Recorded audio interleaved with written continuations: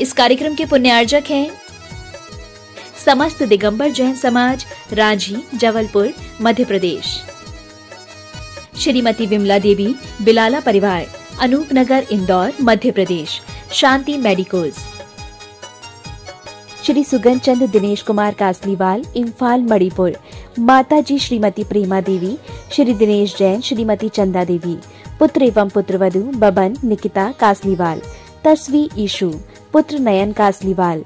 पुत्री एवं दामाद बारवी साहिल, अनाया, इनारा, यूएसए।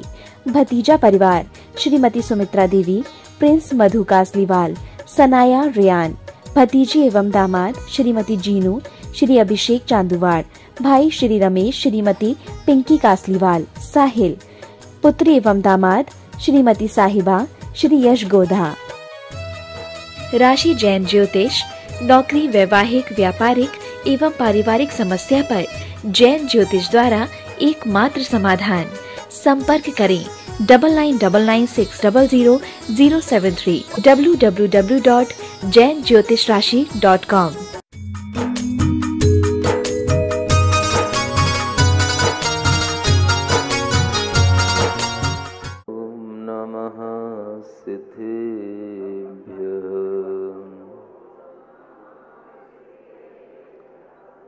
जम संलीना जीवा तरन्ति संसार सायरमणन्तं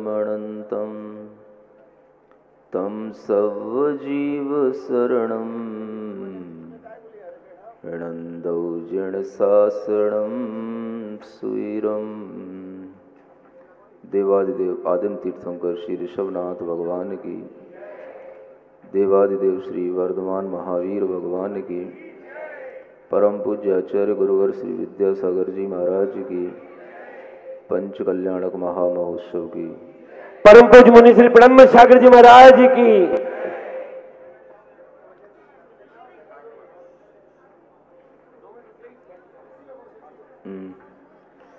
हाँ ठीक।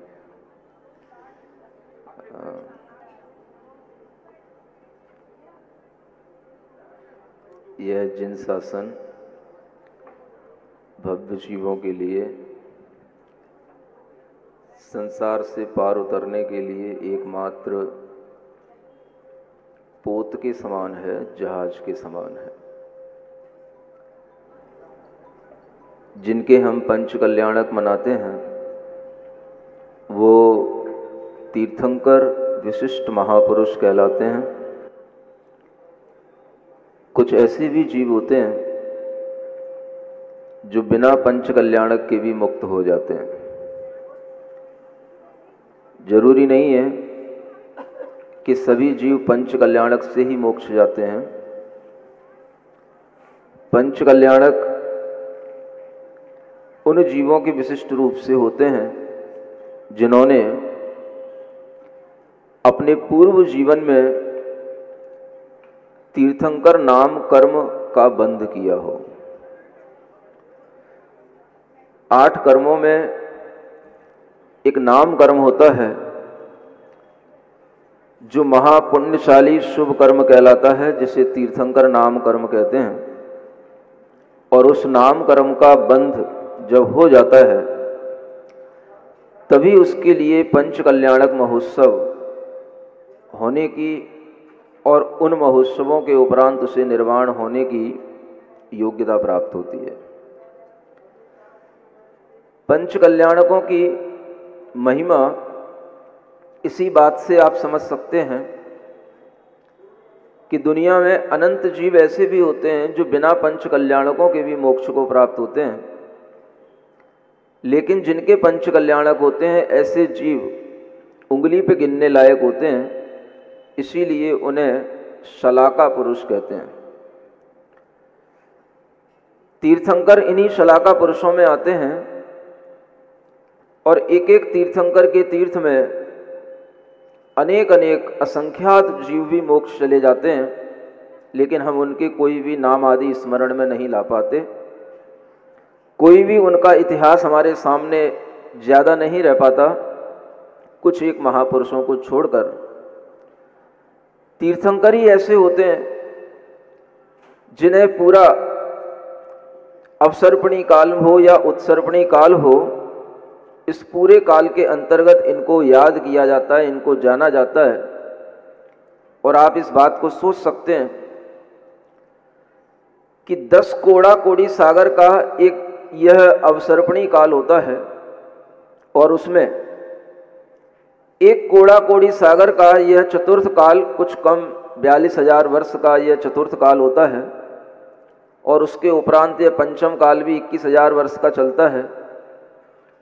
आप विचार कर सकते हैं कि लगभग एक कोड़ा कोड़ी सागर तक, सागर माने असंख्यात वर्षों का काल है, करोड़ों करोड़ों का, अगर हम करोड़ का करोड़ में गुणा करते हैं तो वो एक कोड़ा कोड़ी कहलाता है। ऐसे करोड़ करोड़ असंख्यात वर्षों तक जिनका नाम स्मरण किया जाता है, असंख्यात वर्ष बीत जाने के बाद भी जिनका नाम लिया जाता है। आप सोच सकते हैं कि सृष्टि का प्रारंभ जैन सिद्धांतों के अनुसार कहां से हो रहा है। कर्म भूमि का प्रारंभ कहां से हो रहा है। कर्म भूमि चल रही है असंख्यात वर्षों से पहले से, और यह कर्म भूमि किसी के द्वारा बनाई नहीं गई, स्वतः संचालित है। जीव जन्म लेते हैं, उनके जिस तरह के द्रव्य क्षेत्र काल भाव निमित्त बनते हैं, उसी तरह का उनका बुद्धि का विकास होता है, आयु आदि उन्हें प्राप्त होती है। और इसी तरह से वह अपनी बुद्धि का, शक्ति का, आयु आदि का जब धीरे धीरे परिवर्तन देखते हैं तो उसी को हम काल परिवर्तन कहते हैं। और उस काल परिवर्तन के माध्यम से हम ये नापते हैं कि ये भगवान ऋषभ देव का काल चल रहा है, यह भगवान शांतिनाथ का काल चल रहा है, यह भगवान महावीर स्वामी का काल चल रहा है। आप विचार कर सकते हैं कि सृष्टि का कोई प्रारंभ नहीं है, युग का प्रारंभ होता है। भगवान ऋषभ देव ने युग को प्रारंभ किया, कर्म भूमि की व्यवस्थाओं को प्रारंभ किया, इसलिए उन्हें युगादि पुरुष कहा जाता है। युग का प्रथम पुरुष कहा जाता है, प्रथम तीर्थंकर कहा जाता है। लेकिन इससे पहले भी तीर्थंकरों का होना भले ही भोग भूमि के समय पर नहीं होता, लेकिन इस अवसर्पणी उत्सर्पणी काल के चक्र में असंख्यातों ऐसे चक्र हो चुके हैं जिनमें अनंत अनंत इस तरह के तीर्थंकर भी 24 के रूप में प्रसिद्ध हो चुके हैं। और वह सब अपने अपने उस अवसर्पणी या उत्सर्पणी काल के अंतर्गत ही जाने जाते हैं। उसके बाद में फिर नए नए नाम आ जाते हैं और नए नए तरीके से जो लोग होते हैं वो अपने अपने उस काल के तीर्थंकरों को उसी रूप में जानते रहते हैं। यह संसार का एक बहुत बड़ा काल चक्र है जो संसार चक्र के माध्यम से चलता रहता है। आज आप लोग भगवान ऋषभ देव के उन पंच कल्याणकों में जन्म कल्याणक के अवसर पर आप यहां पर उपस्थित हैं। और उस जन्म कल्याणक में भी अगर देखा जाए तो कल्याणक जिस समय पर होता है वह कितना आनंदमय वातावरण होता है, यह तो आप जब इंद्र सभा आदि में उस वातावरण को देखेंगे, तब जब वो चीज़ पिक्चराइज की जाएगी तब आपको समझ में आएगा। लेकिन आप लोग एक अंदाजा लगा सकते हैं, चारों निकाय के देव जहां पर आकर के जिनका जन्म उत्सव मनाने को तैयार हों और किसी भी देव को बुलाना ना पड़े, स्वयं अपने आप आ जाएं, ऐसे भगवान तीर्थंकर के जन्म के उस पुण्य प्रताप से, उनके पुण्य प्रभाव से चारों निकाय के देव पूरे के पूरे एकत्रित होकर के उन भगवान को, जो नव प्रसूत बालक होता है, उन्हें सुमेरु पर्वत पर ले जाते हैं, ऐरावत हाथी पर बिठा करके ले जाते हैं।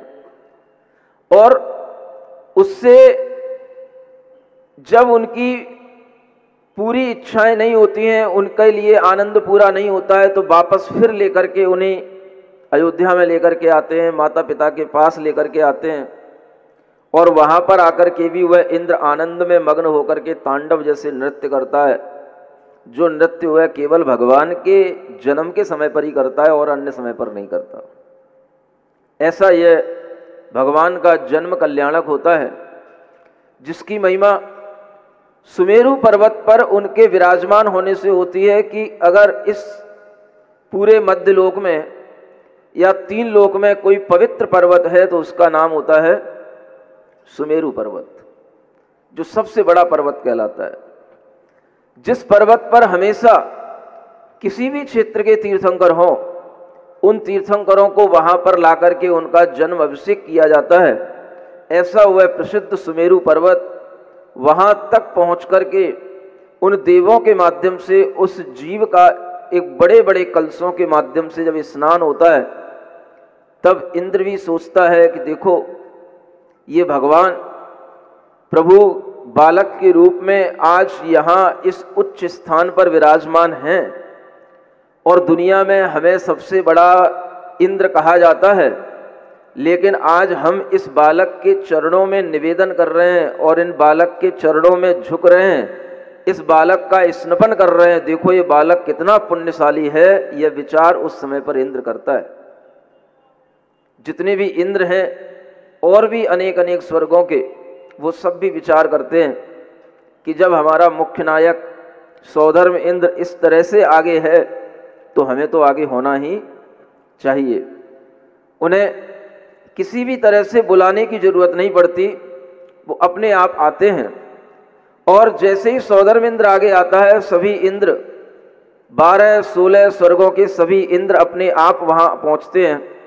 जैसे आप लोग पंच कल्याणक की महिमा सुनकर के अपने आप जबलपुर से यहाँ तक आ जाते हैं, ऐसे ही सौधर्म आदि इंद्र के साथ में अनेक देव अपने आप आ जाते हैं। बुलाना पड़ता है कि अपने आप आए हो? अपने आप आए हो? पता था आज जन्म कल्याणक होना है। जब हम अपने आप आकर के अपनी इच्छा से खुद प्रेरित होकर के ऐसे पुण्य कार्यों में शामिल होते हैं तो उसका पुण्य अलग होता है। और जब हमसे कहा जाता है चलो चलो बस लगी है, गाड़ी लगी है, मन बना रहे हो जल्दी बना लो, पूछ लिया सबसे तुम भी चल रही हो कि नहीं, हम भी चल रहे हैं कि नहीं, हाँ 4 लोग चल रहे हैं, चलो चलो चलो हम भी चलते हैं, क्या फर्क पड़ रहा है, फ्री में जाना फ्री में आना और टाइम हो जाए तो फ्री का खाना। कोई बात नहीं, किसी भी निमित्त से आना हो, लेकिन वो अगर ऐसे महोत्सव में आना होता है तो पुण्य का बंध तो अवश्य होता ही है। आप आते हैं सोच करके कि चलो हम जन्म कल्याणक को देखने जा रहे हैं, लेकिन यहाँ पर आने के बाद में आपको मुनि महाराज के भी दर्शन होते हैं, उनके भी आपको उपदेश सुनने को मिल जाते हैं। ये भी आपकी पुण्य वृद्धि में बहुत बड़े कारण बन जाते हैं और इसके माध्यम से भी आपके अंदर नई नई विशुद्धियाँ उत्पन्न होती हैं, फिर से आने का मन भी होता है। और इसी कारण से उन तीर्थंकरों के पास में उन बालक स्वरूप होते हुए भी, नवजात शिशु होते हुए भी, कोई भी देव जो उन्हें एक बार देख लेता है तो उनसे दूर नहीं हटना चाहता, लेकिन फिर भी दूर उसे हटना पड़ता है, क्योंकि व्यवस्था तो व्यवस्था ही होती है। ऐसा नहीं होता जैसे आप लोग आ जाते हैं जहां आपको आगे जगह मिल गई वहीं ठस के बैठ गए, वो देव लोग नहीं करते ऐसा। उन्हें पता है कि अगर सौधर्म इंद्र आगे बैठेगा तो सौधर्म इंद्र ही बैठेगा, वो सौधर्म इंद्र के पास में ठसा ठसी नहीं करेगा, उसका स्थान जहां होगा वो वहीं जाके बैठेगा। देवगति में सब व्यवस्थाएं होती है। डिसिप्लिन अगर देखना हो तो देवगति में देखो, मनुष्य गति में तो होता ही नहीं, क्योंकि यहां तो हम भी राजा तुम भी राजा, हम भी रानी तुम भी रानी, कौन भरेगा पानी। तो यहां तो सब रानियां हैं, यहां सब राजा है। यहां कोई किसी के लिए डिसिप्लिन में रख पाए बड़ा मुश्किल होता है, लेकिन ये डिसिप्लिन अगर देखने को मिलता है तो कहां मिलता है? देवगति में। असंख्यात होते हैं देव, 2, 4, 10 हजार नहीं होते, कितने असंख्यात, इन्यूमरेबल होते हैं, लेकिन फिर भी वो सब व्यवस्थित लगे रहते हैं। कोई भी किसी के साथ धक्का मुक्की नहीं करेगा, कोई भी आगे आने की कोशिश नहीं करेगा, जिसका जहां स्थान है वहीं से वह आनंद लेगा और इस तरह की वह व्यवस्था होती है जिसके कारण से जीवों की संख्या कितनी अधिक हो, लेकिन अगर वो व्यवस्थित होते हैं सब कुछ व्यवस्थित चलता है।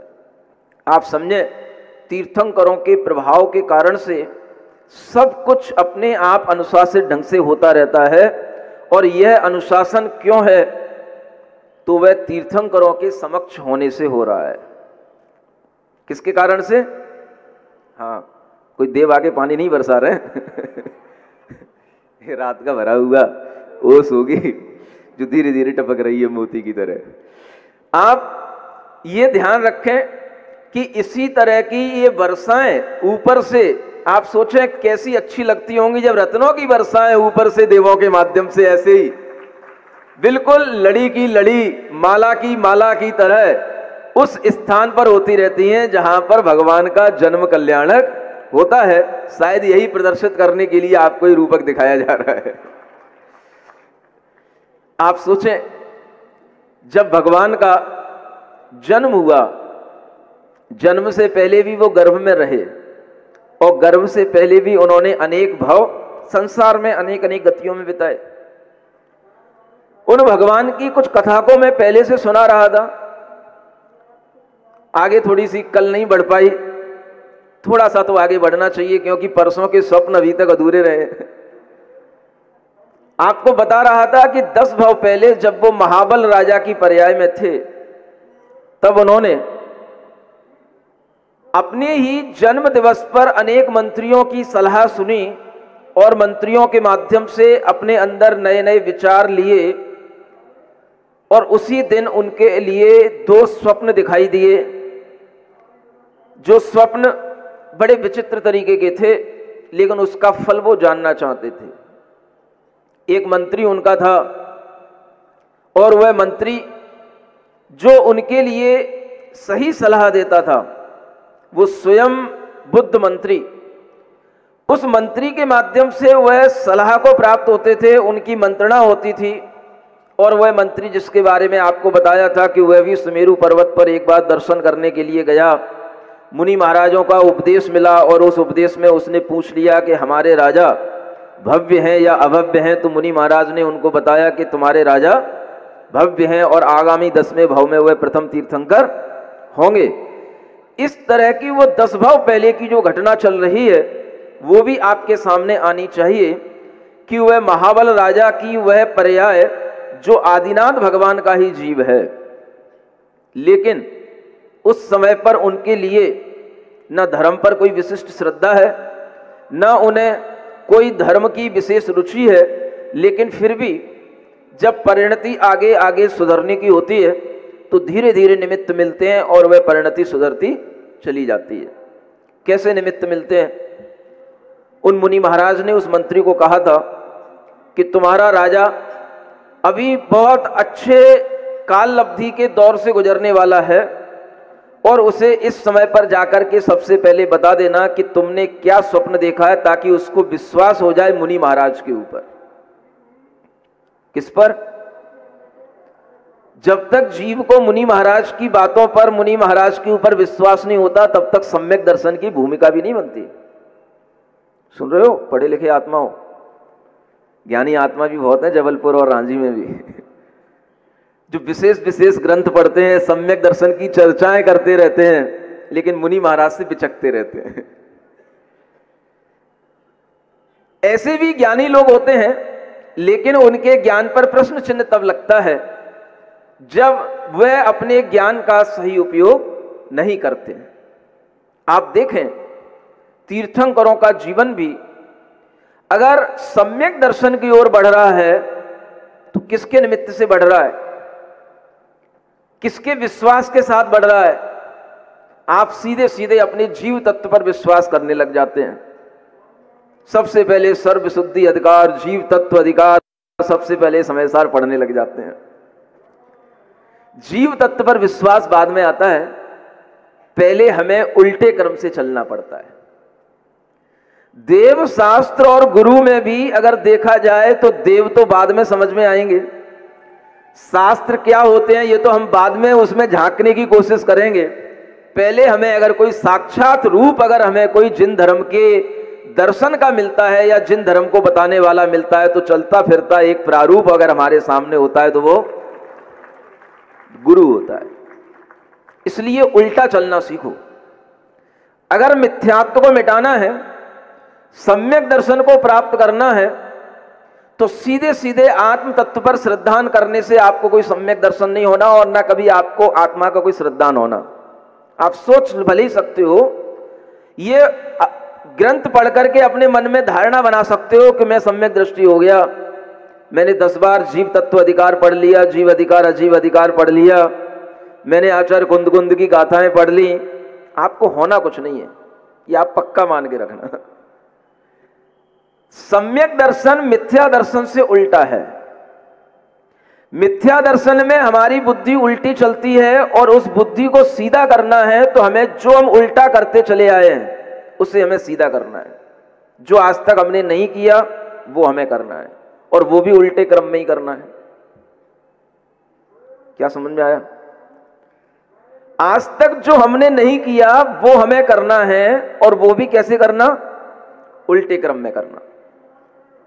देव शास्त्र और गुरु में भी उल्टा क्रम अगर बनेगा तो पहले गुरु, फिर शास्त्र, फिर भगवान, और फिर अपनी भगवान आत्मा।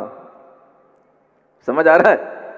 ये अगर आपके क्रम में रहेगा तो आपको सम्यक्त्व की उपलब्धि होगी।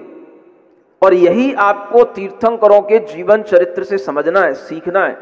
10 भव पहले जब उन्हें महाबल राजा की पर्याय में मुनि महाराज ने कह दिया तीर्थंकर बनेगा तो बनेगा, लेकिन बनेगा कैसे? तो महाराज कहते हैं उसे श्रद्धा कराओ पहले गुरु के वचनों पर। उसने अभी कभी निर्ग्रंथ गुरु देखे नहीं तुम्हारे राजा ने, और उस राजा से जाकर के कहो कि हमारे गुरु ने तुम्हारे बारे में बताया है, और जब तुम उसे बता दोगे पहले से ही तो वो समझ लेगा कि गुरु भी बड़े आत्मज्ञानी होते हैं, दिव्य ज्ञानी होते हैं, जो किसी के मन की बात कहीं दूर बैठे भी जान सकते हैं। और इस कारण से जब उसका गुरु पर श्रद्धान बन जाएगा तो वह गुरु की बात को मान करके तुम्हारी आगे की बात मान पाएगा और वह धर्म के पथ पर आगे बढ़ पाएगा। तो सबसे पहले क्या कराना? उसे गुरु के प्रति विश्वास दिलाना। और हे मंत्री, तुम्हारा काम है एक विश्वास दिलाने का। और ये बहुत अच्छा समय है, क्योंकि तुम यहां बैठे हो, तुम्हें नहीं मालूम वो तुम्हारा इंतजार कर रहा है। उसने 2 स्वप्न देखे हैं रात्रि में, और उस 2 स्वप्न में क्या दिखा मैं तुम्हें पहले बता दे रहा हूं, तुम उसको बता देना जाकर के, ताकि उसका विश्वास हो जाए कि गुरु महाराज भी दिव्य ज्ञानी होते हैं। नहीं तो लोग यही समझते हैं कि अगर हमने एक समयसार ग्रंथ पढ़ लिया तो हमसे बड़ा कोई ज्ञानी नहीं है, उन्हें गुरु में भी कोई ज्ञान दिखाई नहीं देता है। इसलिए गुरु पर विश्वास लाना बड़ा जरूरी होता है, और गुरु महाराज ही गुरु पर विश्वास लाते हैं। कैसे किया? तो उन्होंने मंत्री को समझाया, देखो उसने 2 स्वप्न देखे हैं, बता दो कौन से 2 स्वप्न देखे हैं। पहला स्वप्न देखा, राजा कीचड़ में फंसा हुआ है, उसके और 3 मंत्री हैं, वो उसको कीचड़ में और दबाए जा रहे हैं, और एक मंत्री है, एक व्यक्ति है जो उसको कीचड़ से निकाल रहा है। ये उसने स्वप्न में देखा है। और दूसरा स्वप्न देखा उसने कि एक बिजली, लाइट जैसे जो ऊपर से बिजलियां गिरती हैं, ऐसे एक बिजली की तरह उसके सामने कोई चीज आती है और एकदम से वह बहुत चमकती हुई दिखाई देती है, लेकिन धीरे धीरे वह समाप्त हो जाती है, दुर्बल होती हुई वह वहीं पर विलीन हो जाती है। ये 2 स्वप्न उसने देखे हैं, और संयोग से वो तुम्हारा इंतजार कर रहा है, तुम्ही से इसका फल पूछेगा, लेकिन पहले से ही जाकर के तुम उसको बता देना ये स्वप्न राजन आपने देखे हैं और इसका फल क्या है वो मैं आपको बता दे रहा हूं, उसको बता देना जाके। मंत्री गया राजा महाबल के पास में, निवेदन किया और अपनी बात रखी। और अपनी बात रखने के बाद में जब वह राजा से कहता है कि राजन, हम लेट इसलिए हो गए थे कि हम सुमेरु पर्वत पर वंदना करने गए थे और वहां पर हमें मुनि महाराज मिल गए थे और मुनि महाराज का उपदेश सुन लिया, और उन मुनि महाराज ने आपके बारे में भी बता दिया। तो वो राजा बड़ा आश्चर्य में पड़ गया। क्या बता दिया? उन मुनि महाराज ने बताया कि आपने रात्रि में 2 स्वप्न देखे हैं। तो वो राजा और आश्चर्य में पड़ गया, बिल्कुल सही बात है, मैंने 2 स्वप्न देखे हैं। कौन से देखे हैं बता सकते हो क्या? हाँ वो भी बता सकते हैं। तो उसने वो बता दिया कि आपने 2 स्वप्न देखे हैं, ये 2 स्वप्नों का प्रारूप ये है। अब उसके अंदर इतना विश्वास आ गया कि तुम मंत्री बिल्कुल सही बात कह रहे हो और तुम जो कहोगे मैं वो करूंगा। मैं ये भी जानना चाहता हूं कि इन स्वप्नों का फल क्या है। तो मंत्री कहता है मैंने इन स्वप्नों का फल भी उन मुनिराज से पूछ लिया है राजन, आप चिंता ना करें। तो और उत्साह उसके अंदर आ गया, बताओ बताओ जल्दी बताओ उन स्वप्नों का फल क्या है। तो वह कहता है जो आपने पहला स्वप्न देखा है कि आप कीचड़ में पड़े हैं और दूसरे लोग आपको कीचड़ में और फंसाने की कोशिश कर रहे हैं, एक व्यक्ति है जो आपको कीचड़ से निकालने की कोशिश कर रहा है, इस स्वप्न का यह फल है कि अब आप बहुत जल्दी इस संसार की दलदल से निकलने वाले हैं और बहुत जल्दी आपके निकट भविष्य में आपके लिए निर्वाण की प्राप्ति होने वाली है। यह स्वप्न का पहला फल है। और दूसरा, तो वह मंत्री कहता है जो आपने देखा कि बिजली की तरह आपके सामने कुछ आया और वह देखते देखते विलीन हो गया। राजन, आपकी आयु अब केवल 1 महीने की शेष बची है। ये उन मुनि महाराज ने अपने अवधि ज्ञान से देख करके हमें बताया है। आपको विश्वास हो जाए तो आप धर्म के मार्ग पर चल करके धर्ममय जीवन बिता करके इस 1 महीने की उम्र को पूरा बिता सकते हैं, आपका कल्याण होगा। सुन रहे हो? तुमसे कहा जाता कि 1 महीने की उम्र बची है तो क्या हाल होते तुम्हारे?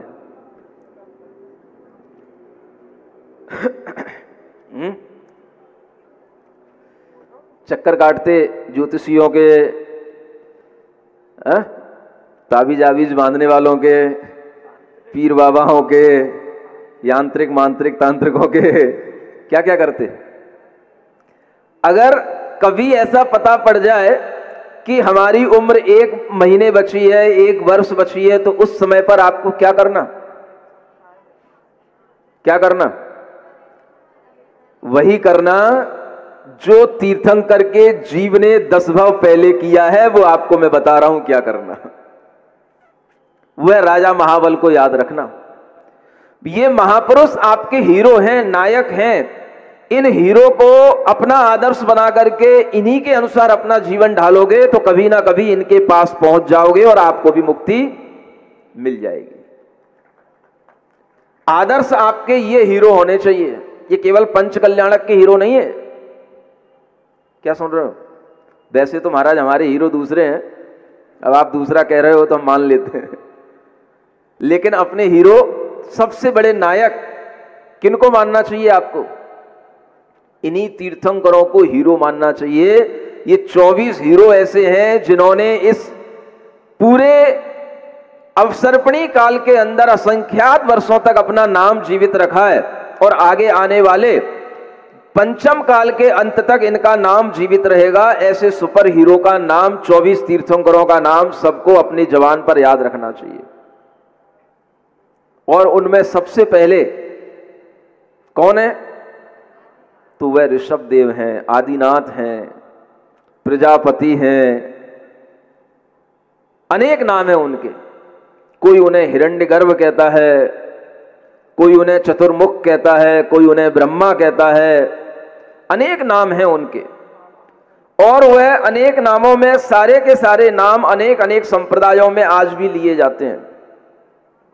ये ब्रह्मा पंचमुखी जो होते हैं, इन पंचमुखी ब्रह्म की कल्पना आचार्य कहते हैं जो आत्मा के अंदर 5 प्रकार के ज्ञान होते हैं और उन 5 प्रकार के सम्यक ज्ञानों के साथ में जो जीव जीता है उसे ब्रह्म कहा जाता है।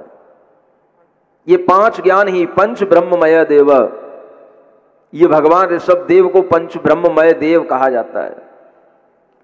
आदिम हब्बा के नाम से जिनको जाना जाता है, ऐसे इस्लाम संप्रदाय में भी वह आदिम बाबा, आदिम तीर्थंकर, आदिनाथ भगवान को ही ऋषभ देव कहा जाता है। उनके यहां पर एक शब्द आता है, कभी नमाज सुनी आपने? अल्लाह या इलाहा इल्लल्लाह मुहम्मदुर रसूल अल्लाह। नहीं सुना? इतनी सुना है?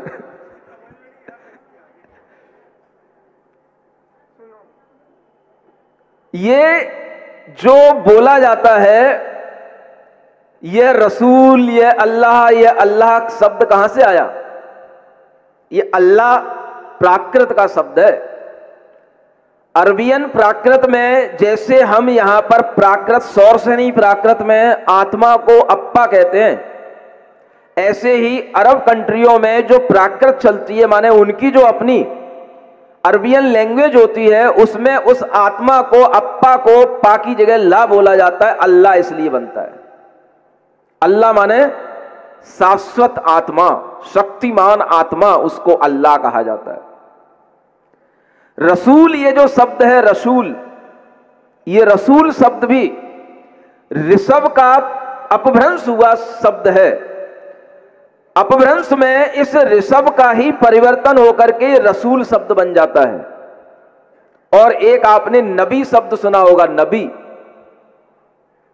जो इस्लाम में चलता है, ये नाभि का ही परिवर्तित रूप, ये नबी शब्द है, जो नाभि राय के पुत्र ऋषभ देव को वहां पर नबी के पुत्र रसूल कहा जाता है। दुनिया का कोई भी धर्म, कोई भी संप्रदाय ऋषभ देव से अलग नहीं है।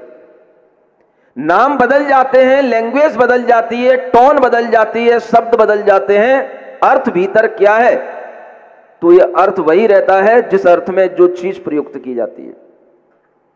जो शक्तिमान आत्मा है वही अल्लाह है, वही रसूल है, वही ऋषभ देव है, वही आदिम हब्बा है, वही आदिनाथ भगवान है। उन शक्तिमान आत्मा को सब लोग याद करते हैं, अपने अपने तरीके से याद करते हैं। हम किसी पे क्लेम नहीं करते हैं कि आप हमारे आदिनाथ भगवान को याद करते। हो सकता है आपने हमारे आदिनाथ की छवि अलग ढंग से अपने मन में बना रखी हो, बनाए रखो, हमें किसी से कोई ऑब्जेक्शन नहीं, लेकिन हमें पता है आप क्या हो। हमें पता है ऋषभ देव की गूंज कहां तक है। हमें पता है ऋषभ देव का नाम धर्मशास्त्रों में कहां कहां पर लिया गया है। दुनिया का कोई भी ऐसा पुराण नहीं है, चाहे वो लिंग पुराण हो, चाहे शिव पुराण हो, चाहे विष्णु पुराण हो, चाहे भागवत पुराण हो, हर पुराण में भगवान ऋषभ देव का नाम मिलेगा, मां मरुदेवी का नाम मिलेगा और उनके पुत्र भरत का नाम मिलेगा। ये आप कहीं भी जाकर के पढ़ लेना, डिक्लेयर करके बोल रहा हूं, चैलेंज दे करके। आप जानते कुछ नहीं है, आप केवल दुनिया में जी रहे हैं और दुनिया में जीते हुए भी आपके सामने अगर इतिहास की चीजें नहीं होंगी, इतिहास का ज्ञान नहीं होगा, आपको कभी अपने इस जैनिज्म पर प्राउड नहीं होगा। इसीलिए आज जैनों के अंदर सबसे ज्यादा ये एक बीमारी पैदा हो गई है कि वो अपने धर्म की, इतिहास की जानकारी नहीं रखने के कारण से उस धर्म की जो उनके अंदर एक प्राउडनेस आनी चाहिए वो नहीं आती, और दूसरी चीजों में हम बहुत जल्दी लग जाते हैं, दूसरों की बातों में हम बहुत जल्दी आ जाते हैं। इसलिए हम दूसरों की बात को बहुत अच्छा मान लेते हैं, अपनी बातें हमें कुछ पता नहीं होती हैं। और हम जिंदगी भर कहते रहते हैं हम देव शास्त्र गुरु के भक्त हैं, जिंदगी भर हम देव शास्त्र गुरु की पूजा करते हैं। ना हमें शास्त्र की कोई इतिहास की ABCD पता, ना हमें गुरुओं के कभी उपदेश हमें इस तरह से कोई इतिहास के बारे में ज्ञान देने वाले मिलते हैं, और ना हम कभी कभी उन देव को देव के रूप में, निर्ग्रंथ वीतराग के रूप में इस तरह मान पाते हैं कि ये अनादि काल से चली आने वाली परंपरा में, तीर्थंकरों की इस परंपरा में अनेक अनेक सिद्ध इस तरह से हो चुके हैं, और उन सिद्धों की परंपरा में हम जीने वाले लोग हैं, जिसे सिद्ध परंपरा कहा जाता है, सनातन परंपरा कहा जाता है। और इस परंपरा में अनेक जीव इसी तरह से मुक्त हुए हैं। आपको अपना श्रद्धान बदलना पड़ेगा, अपने भीतर जो आपकी बुद्धि उल्टी चल रही है वो बदलनी पड़ेगी। आप अपने अंदर जो ये संसार का ज्ञान समीचीन समझ रहे हैं, इसे आपको एक किनारे पर रख करके आपको जैनिज्म पढ़ना पड़ेगा, तब आपको समझ में आएगा कि हम कितना उल्टा चल रहे थे और जैनिज्म के अंदर हमें कितनी सही चीजें सही ढंग से बताई गई हैं। ये नॉलेज अगर आपने अपने बच्चों को नहीं दी तो आपके बच्चों का जन्म और सामान्य लोगों का या किसी भी कास्ट का या किसी भी देश में रहने वाले लोगों का जन्म, उनमें कोई डिफरेंस नहीं है, क्योंकि जॉब तो सभी कर रहे हैं, पैसा सब कमा रहे हैं, लेकिन अगर बच्चों में जैनिज्म की नॉलेज नहीं आई तो उसका जैन कुल में उत्पन्न होने का कोई मीनिंग हमारी समझ में नहीं आता।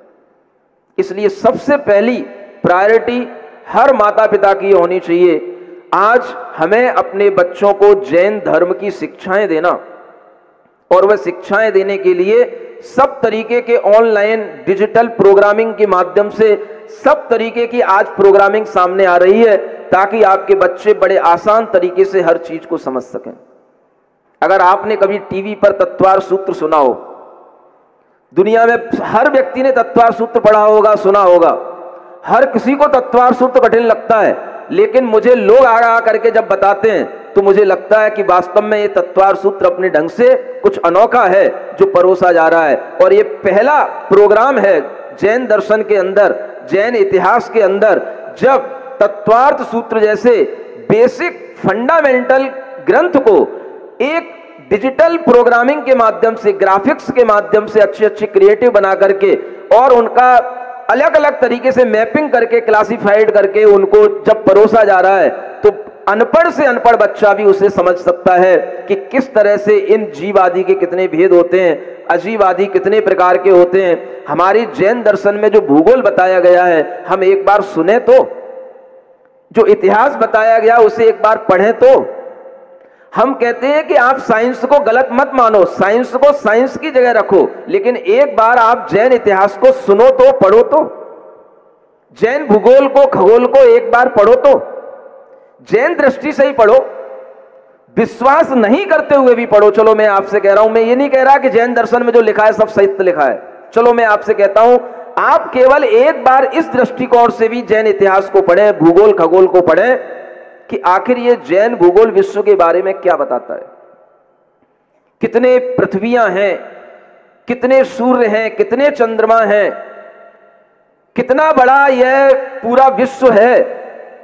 आप एक बार बिना विश्वास के भी पढ़ेंगे, मैं मानता हूं इस बात को कि आपके दिमाग में वो चीजें आएंगी जिससे आपके अंदर क्वेश्चन अराइज होंगे, और फिर उन्हीं क्वेश्चनों का जब आप समाधान पाएंगे तो आपको लगेगा कि वास्तव में जैन दर्शन में जितनी विस्तार के साथ में चीजें हैं, दुनिया के किसी साइंस के अंदर उतनी विस्तार के साथ कोई भी चीजें नहीं है।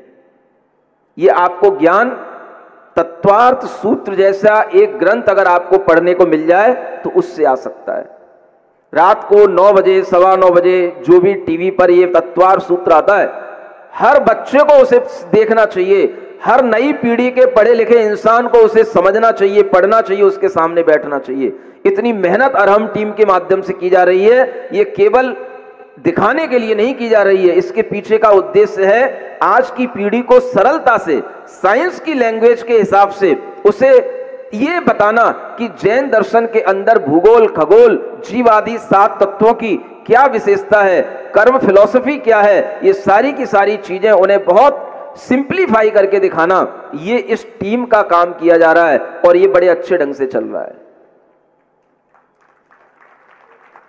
आप लोगों के लिए हम इतना ही कहना चाहते हैं, अगर आप जैनिज्म को पढ़ेंगे नहीं, आपकी इस उदक चंदन तंदुल पुष्पकई ये अर्घ चढ़ाने से कुछ नहीं होने का,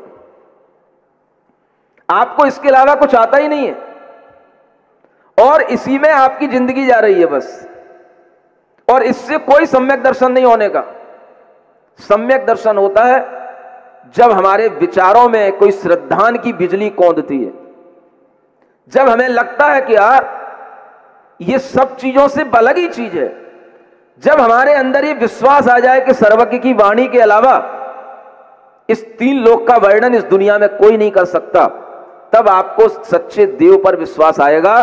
सर्वज्ञ भगवान की पहले वाणी तो सुनो, 3 लोक 343 घनराजू प्रमाण, इस लोक को जब शास्त्रों के माध्यम से देखोगे तब भगवान देव पर आपका फोकस होगा, तब आपको वीतराग भगवान के साथ सर्वज्ञता तब समझ में आएगी, तब आपको वीतराग निर्ग्रंथ देव पर विश्वास होगा, और वह विश्वास होने से पहले आपको शास्त्र जिनवाणी पढ़ने पड़ेंगे, और शास्त्र जिनवाणी पढ़ने से पहले आपको गुरुवाणी सुननी पड़ेगी, क्योंकि गुरु कह रहे हैं तत्वार्थ सूत्र सुनना है, तो सुनोगे, मानोगे गुरु की बात, तो उस देव तक पहुंचोगे।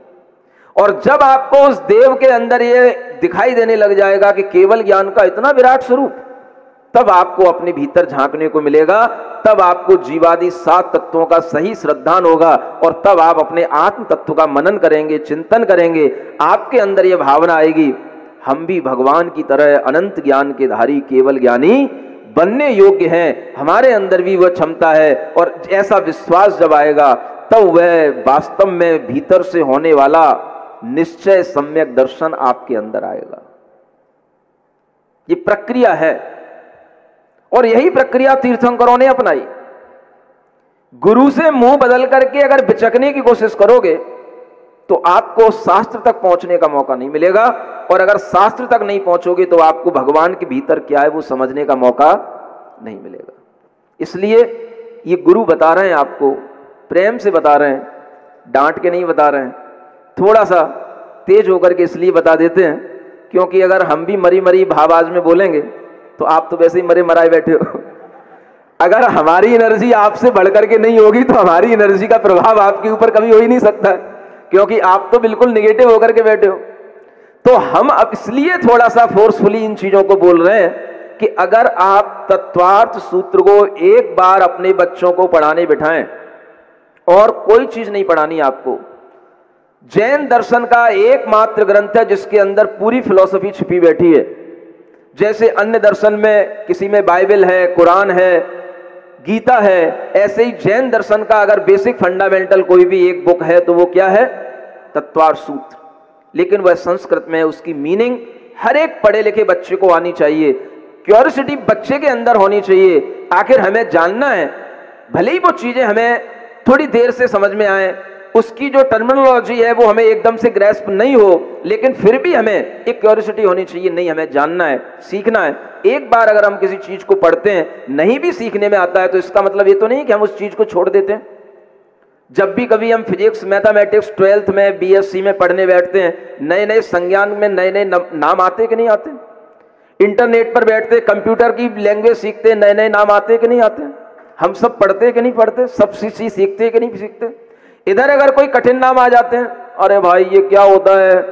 अंतर मुहूर्त, आवली, ये क्या होता है? पंच परावर्तन। अरे भाई एक बार सुना है, इतना नाम तो सुना, अब दूसरी बार उसकी डिटेल जानने की कोशिश करोगे तो धीरे धीरे समझ में आएगा क्या होता है। पहली बार में ही एकदम से छिटक जाओगे, बिचक जाओगे तो कैसे काम चलेगा? इतना तो पेशेंस रखो। हमें कोई चीज सीखना है तो एक बार तो हमें उसको सुनना ही पड़ेगा, और अगर हम इसको बार बार सुनने की, 2 बार 3 बार सुनने की कोशिश कर लेंगे तो आपको सब कुछ समझ में आसानी से आ जाएगा। ये मानसिकता अगर बच्चों की बनाई जाए तो बच्चों के अंदर भीतर से कुछ जैनत्व आएगा। इसके अलावा मुझे कोई तरीका नहीं दिखता कि बच्चों को जैनिज्म के प्रति कोई प्राउड उत्पन्न हो, और जब तक वो प्राउड नहीं होगा तब तक सम्यक दर्शन की कोई बातें करना बेईमानी है। सुन रहे हो कि नहीं? कुछ समझ में आ रहा है कि नहीं? गुस्सा तो नहीं आ रही मेरे ऊपर? टाइम बहुत हो रहा है। राजा का क्या हुआ? महाराज पूछ रहे। राजा जब ये विचार कर लिया कि मुनि महाराज ने मेरे बारे में बताया है, तो उसे मुनि महाराज के प्रति विश्वास उत्पन्न हो गया, मंत्री की बातों पर विश्वास उत्पन्न हो गया। और फिर उसने मंत्री से कहा, बताओ मुझे क्या अच्छा करना चाहिए जो मैं 1 महीने के अंदर कर लूं? मैं मान रहा हूं तेरी बात बिल्कुल सत्य है, 1 महीना मेरा बचा है, अब मुझे करना क्या है? तब वह मंत्री उन राजा महाबल को, वो खुद जानकार था हर चीजों का, वो खुद हर तरह से भगवान की आराधना, पूजा करना सब जानता था, तब उसने राजा महाबल को हर चीज सिखाई, समझाई। और उन राजा महाबल ने, मैं आपसे पहले भी कई बार कह चुका हूं, आज फिर कह रहा हूं, जब भी कोई आपको नया काम करना हो, जब भी कोई आपको अपने जीवन में परिवर्तन का काम करना हो, आप 8 दिन का एक महामह नंदीश्वर विधान बना हुआ है, इस विधान को पहले करना, तब कोई धर्म कार्य में आगे बढ़ना। क्योंकि ये सनातन परंपरा बता रहा हूं आपको। भगवान ऋषभ देव से पहले 10 भाव पहले, असंख्यात करोड़ों वर्ष पहले की ये बात बता रहा हूं आपको, तब से परंपराएं चली आ रही हैं। आज लोग सब भूल चुके हैं। हर कोई महापुरुष सबसे पहले यही किया करता था और वह राजा महाबल ने भी यही किया। सबसे पहले 8 दिन का उसने एक अष्टानिक यज्ञ किया, और अष्टानिक यज्ञ का मतलब होता है महामह नंदीश्वर की पूजा करना। ये सोच लो, कान खोल के सच्चे ढंग से सुन लो। ये सब परंपराएं आप लोगों ने मिटा डाली हैं, आप लोग सब भूल चुके हो इन सब चीजों को।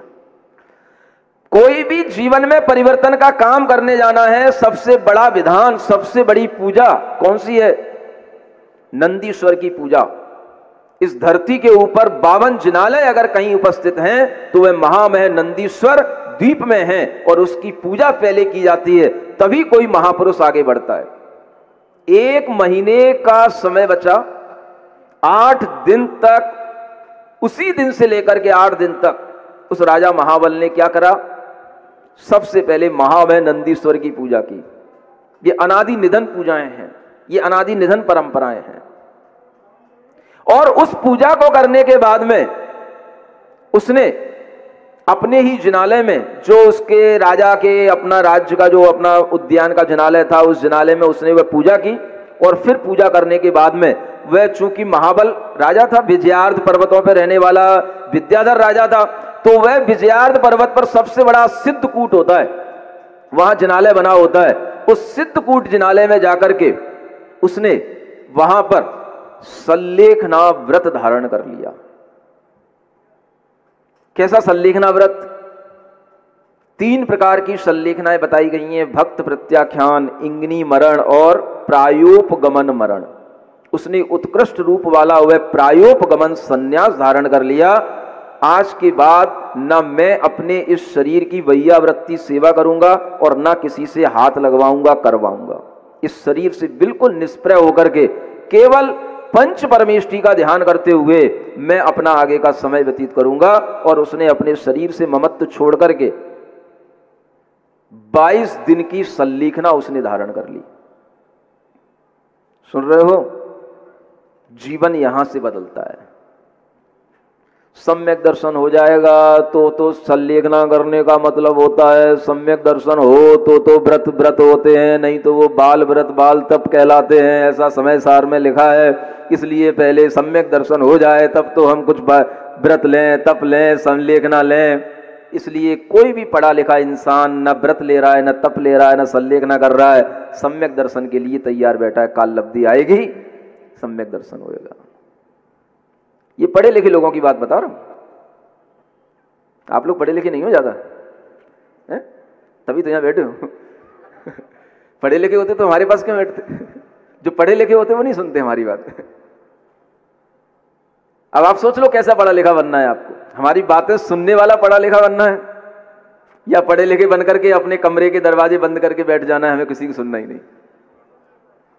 बताओ कैसा पढ़ा लिखा बनना है?